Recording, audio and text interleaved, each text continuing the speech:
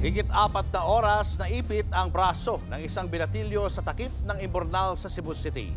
Nangyari yan dahil sa kakapulot niya ng barya sa kanal. Nasa frontline ng balitang yan ang ating News 5 Visayas correspondent John Aroa. Agaw eksena ang binatilyong ito sa downtown Cebu City. Ang braso niya na-stuck sa takip ng Imbornal.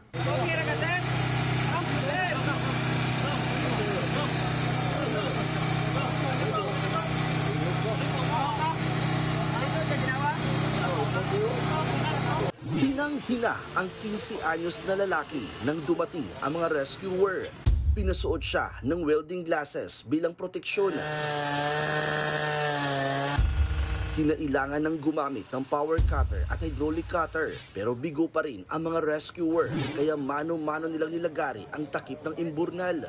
Ayaw talaga matanggal kasi yung kamay niya parang lumubo na yung kamay niya sa may bandang baba na kamay.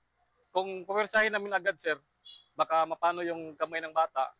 Matapos ang mahigit 4 na oras na ialis sa pagkakaipit ng braso ng binatilyo, ayon sa ilang nakakita, namumulot ng mga barya sa Imbornal ang lalaki kasama ang kanyang mga kaibigan. Katunon sila sa nangunguha talaga sila ng barya sa mga kanal para pangkain. Pinuwersa niya kasi ang kamay niya na ipasok, kaya di na nahugot.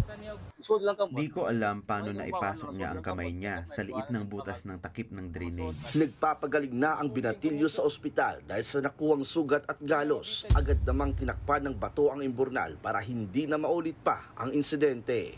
Nagbabalita mula sa frontline, John Aroa, News 5 Visayas. Mga kapatid, Julius Babaw po. Iba na ang may alam at may pakialam sa panahon ngayon. Para sa frontline ng mga balita, mag-follow at mag-subscribe sa social media pages ng News 5.